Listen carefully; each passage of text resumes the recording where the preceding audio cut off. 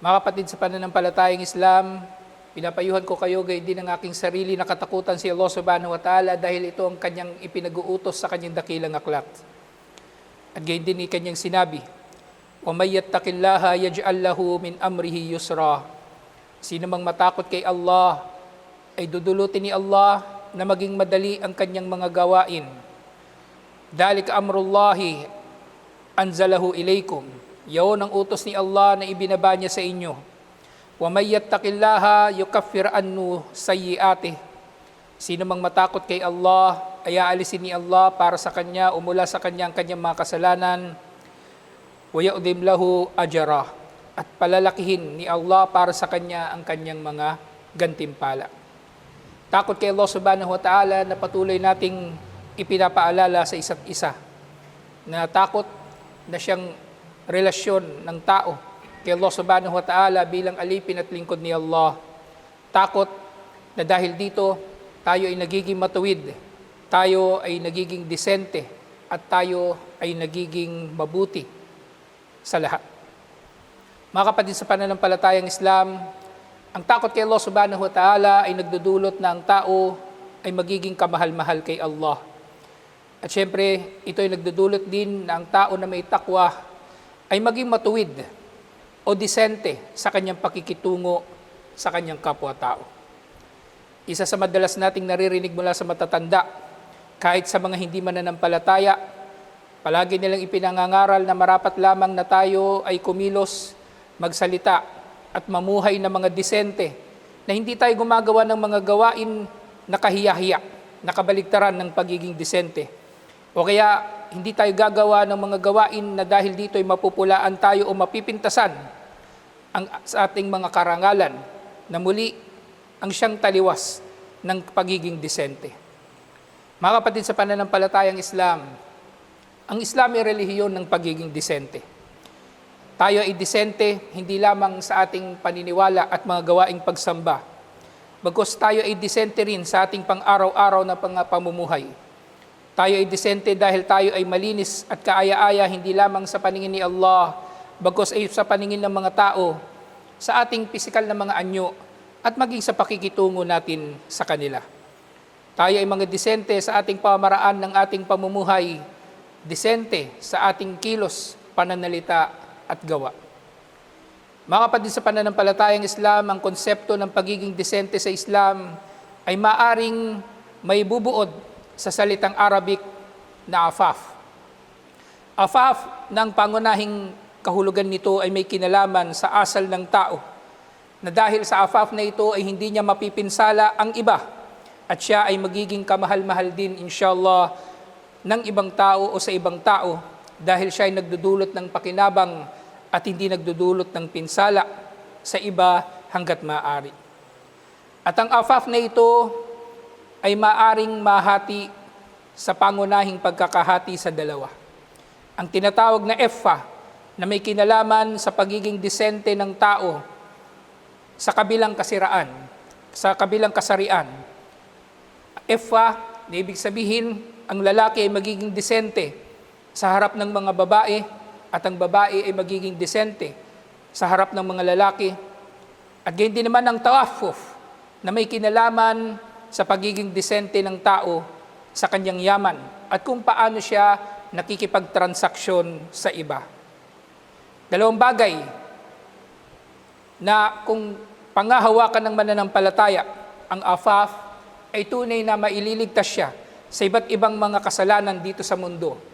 Dahil ang layunin ng afaf ay ang mailigtas ang pananampalataya mula sa dalawa, sa pinakamatinding fitna na maaring kasasadlakan ng tao, lalong-lalo ng mananampalataya dito sa mundo, ang fitna ng kababaihan na inililigtas tayo mula rito sa pamagitan ng effa at fitna ng yaman na inililigtas tayo mula rito sa pamagitan ng ta'afuf.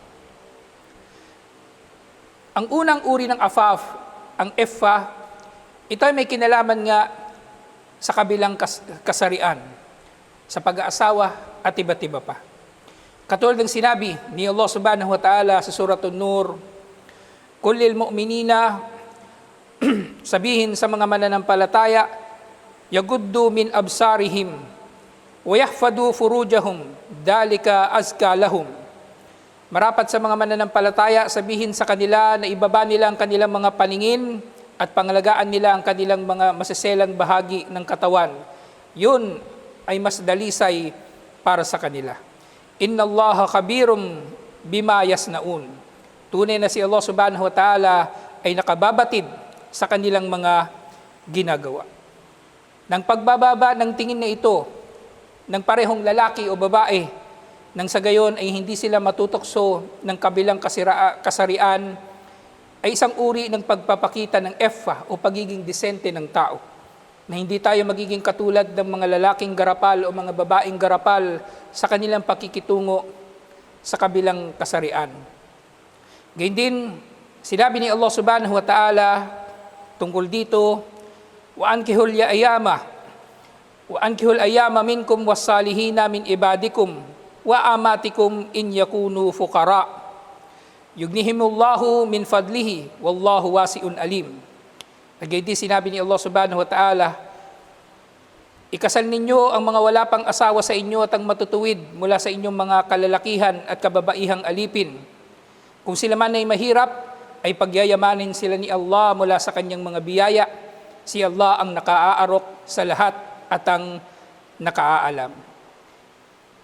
At sa sumunod sa serye ng mga aya na ito, sinabi nga ni Allah, wal yasta'fifil ladina la yajiduna nikaha hatta yughnihumullahu min fadli. Marapat na maging desente ang sino mang hindi pa makapag-asawa hanggang sa sila ay pagyamanin ni Allah mula sa kanyang mga biyaya. Na marapat silang magiging desente, unang-una sa paglayo sa ipinagbabawal na pakikipagtalik sa kanilang mga hindi naman asawa at iba't iba pang mga uri ng kahalayan sa kabilang kasarian at iba't iba pang mga kasamaan. Na mula rito, si Allah subhanahu wa ta'ala ay makikita natin na nagbibigay siya ng aral at babala sa mga hindi pa nakakapangasawa na maging disente, na sila ay hindi nga magiging dulot o dahilan ng pagkalat ng tukso at hindi mahusay o mainam na mga ugnayan sa pagitan ng kalalakihan at kababaihan. Na gayon din, sila nga insyaAllah ay hindi lumalampas sa mga hangganan ni Allah na dahil dito sila ay magdurusa sa napakatinding mga parusa. Kaya nga para sa sino man na hindi pa makapangasawa, ang kanilang marapat na gagawin ay ang ibaba ang kanilang mga paningin nang sa gayon hindi sila magnanasa sa sino mang kababaihan na makikita nila o makakasalamuha, at gayon din ay mainam din sa kanila ang mag-ayuno na pumipigil sa pagnanasa. Subalit ang nga na ito hindi lamang para sa mga binata at dalaga, ito ay hinihiling din o kaya ay inuobliga rin kahit sa mga may asawa, kahit sa matatanda, ito ay inuobliga rin. Dahil tunay na kabilang sa 7 na pinangakuan ni Propeta Muhammad sallallahu alaihi wasallam na pasisilungan ni Allah sa araw na walang lilim, liban na lamang sa kanyang lilim, ay ang tao na inakit ng isang magandang babae at magandang lahi. Subalit ito ay kanyang tinanggihan sa pamagitan ng pagsasabi na tunay na siya ay natatakot kay Allah subhanahu wa ta'ala. Gayun din ang pagiging disente na ito na may kinalaman sa kabilang kasarian ay hindi lamang para sa mga bata. Ito ay para nga rin sa matatanda, katulad ng kung paanong ang kababaihan na matatanda, kahit sila ay may edad na, ay marapat lamang sa kanila ang magdamit pa rin ng disenteng mga pananamit, na manatili silang nakahijab kapag lumalabas sila ng mga tahanan nila, lalong-lalo na bilang pagpapakita ng kanilang pananampalataya at hindi pamiminsala sa iba. Mga kapatid, sa pananampalatayang Islam, maaari rin nga magiging disente ang tao sa kanyang pinansyal na kalagayan. At ito na nga ang tinatawag na ta'affuf. Kung dalawang uri ng afaf, ang una rito ay effa, na pagiging disente ng tao sa kanyang pagiging lalaki o pagiging babae, lalong-lalo na sa pakikitungo sa kabilang kasarian. Ang ta'affuf naman, ito ay ang pagiging disente ng tao sa kanyang pinansyal na kalagayan. Siya man ay mayaman, siya man ay mahirap, siya man ay mayroong marangal na trabaho o kaya ay trabaho na pangkaraniwan, o maaring trabaho na dahil dito ay maaring mapipintasan siya ng mga tao, Subalit ito naman ay trabaho na halal, siya ay disente pa rin insyaallah sa kanyang kalagayan. Sinabi ni Allah subhanahu wa ta'ala, lil fuqara'il ladina usiru fi sabilillah la yastati'una darban fil ard yahsabuhumul jahilu agniya'a min at-ta'affuf ta'rifuhum bisimahum la yas'aluna an-nasa ilhafa wa ma tunfiqu min khairin fa innallaha bihi alim.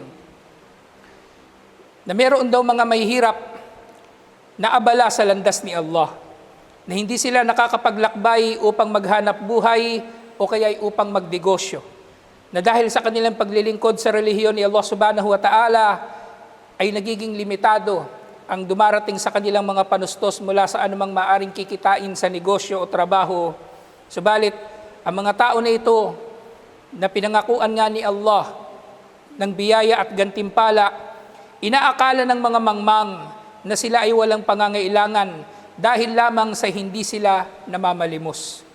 Na mga tao na ito na abala sa landas ni Allah subhanahu wa ta'ala, ang tunay na abala sa landas ni Allah subhanahu wa ta'ala, unang aral dito, hindi siya marapat na namamalimos. Siya ay marapat na marangal, siya ay marapat na disente sa kanyang katayuan sa buhay. Hindi niya kinahihiya na siya ay mahirap kung siya naman ay abala sa landas ni Allah subhanahu wa ta'ala. At gayon din, wala siyang pangangailangan na siya ay mamamalimos dahil ang kanyang trabaho ay ang trabaho ng mga propeta, ang mga tao ang marapat na lumalapit sa kanya, na magbibigay ng kanilang mga ambag upang maitaguyod ang relihiyon ni Allah subhanahu wa ta'ala, at para sa kanya na abala sa landas ni Allah subhanahu wa ta'ala, kung meron man siyang kakailanganin at ihilingin niya ito sa ibang tao, sapat ng isang ulit. At hindi na niya kailangan pang mangulit, hindi niya kailangan magdrama, hindi niya kailangan gumawa pa ng iba't ibang mga kasinungalingan, nang sa gayon ay makakakuha siya ng kanyang mga hinihiling. Dahil nga sa panahon natin nito, maraming mga tao ang nag-aangkin na sila ay nasa landas ni Allah subhanahu wa ta'ala, subalit makikita natin ang kanilang mga ipinangpapalimos naman, ang kanilang ipinanglilimos ay pawang mga luho. Pawang mga luho sa kanilang mga mamahalin na mga Islamic center, the aircon na mga opisina, mga masasarap na pagkain, gasolina ng motor at mga sasakyan dahil kailangan nilang puntahan ng beach o kailangan nilang puntahan ng magagandang mga lugar upang mamasyal. Hindi ito kabilang sa ta'affuf at hindi ito kabilang sa pagiging disente, bagkus ito ay kabilang sa kamuhi-muhi na pamamalimos. Ngayon nga, makikilala mo sila sa kanilang mga katangian, na hindi sila nangihingi sa mga tao. Kaya anumang gugulin ninyo na kabutihan ay tunay na si Allah dito ay nakakaalam. Kaya mga kapatid sa pananampalatayang Islam, kahit sa Islam ay mayroong konsepto ng pagiging disente.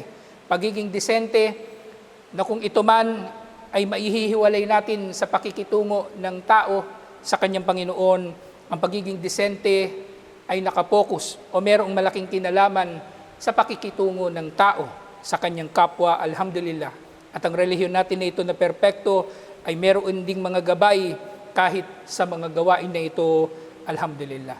Mga kapatid sa pananampalatayang Islam, bukod sa afaf na siyang pagiging disente o maaaring maunawaan natin bilang direktang salin ng pagiging disente, na ito nga inahati sa efa, pagiging disente ng tao sa kanyang pagiging lalaki o babae, at gayon din sa ta'affuf, pagiging disente ng tao sa kanyang pinansyal na kalagayan, siya man ay mayaman o mahirap. Ang pagiging disente ng isang mananampalataya, syempre, ay maaaring maipakita sa pamagitan ng pagsasabuhay niya ng mataas na antas ng mabuting asal. Mabuting asal sa lahat ng sino man na meron siyang obligasyon na maging mabuti sa kanila. Kahit sa mga kaaway, kahit sa mga tao na hindi niya nagugustuhan, nang sa gayon siya ay hindi makakapang-api o makakagawa ng kahalayan. Mga kapatid sa pananampalatayang Islam, si Propeta Muhammad sallallahu alaihi wasallam ay pinuri ni Allah subhanahu wa ta'ala sa isang bagay lamang. Sinabi ni Allah, "Innaka la'ala khuluqin azim." Tunay na ikaw, Propeta Muhammad sallallahu alaihi wasallam, ay nasa mataas na antas ng mabuting asal. Hindi niya pinuri si Propeta Muhammad sallallahu alaihi wasallam sa katapangan, sa kagwapuhan, o ano pa mang pinagmamalaki ng mga tao na mga katangian nila. Subalit, pinuri siya ni Allah subhanahu wa ta'ala sa kanyang mabuting ugali, sa kanyang pagiging disente, alhamdulillah. Kaya nga para sa sino mang mananampalataya, hangarin niya na siya ay magiging disente, insyaAllah. Disente ayon sa kung ano ang pamantayan ng ating relihiyon. At kung ang pagkakaunawa naman ng tao sa pagiging disente ay sa pamagitan din naman ng pagsusuot ng may inam na mga kasuotan o kaya ay pagkakaroon ng may inam na mga kagamitan, pinahintulutan din ito sa Islam, alhamdulillah. Inna Allaha jamilun wa yuhibbul jamal. Nang nagtanong ang mga sahaba kung may tuturing ba na kayabangan ng tao ay nagsusuot ng mabuting pananamit at iba't iba pang mga kagandahan o pagpapaganda sa kanyang sarili, sinagot ni Propeta Muhammad sallallahu alaihi wasallam, tunay na si Allah ay maganda at minamahal niya ang pagpapaganda o pagpapainam ng tao sa kanyang itsura. Kaya mga kapatid sa pananampalatayang Islam, ang usapin na ito ay naalala ko na matalakay ngayon bunsod ng mga pangyayari sa nakalipas na eleksyon na nagpakita ang mga Muslim, gabayan nawa sila ni Allah subhanahu wa ta'ala ng iba yung sama ng ugali, kawalan ng modo, kawalan ng mabuting asal sa kanilang mga ikinilos na may kinalaman sa eleksyon. Na yun nga, kung ang mga tao na ito ay naging matutuwid lamang sana at nakakakilala sa kanilang relihiyon, sila ay kumilos ng may pagiging disente at hindi sila lalampas sa mga hangganan ni Allah subhanahu wa ta'ala at magiging kamuhi-muhi hindi lamang sa paningin ni Allah, bagkus ay sa paningin din ng kanyang mga nilikha.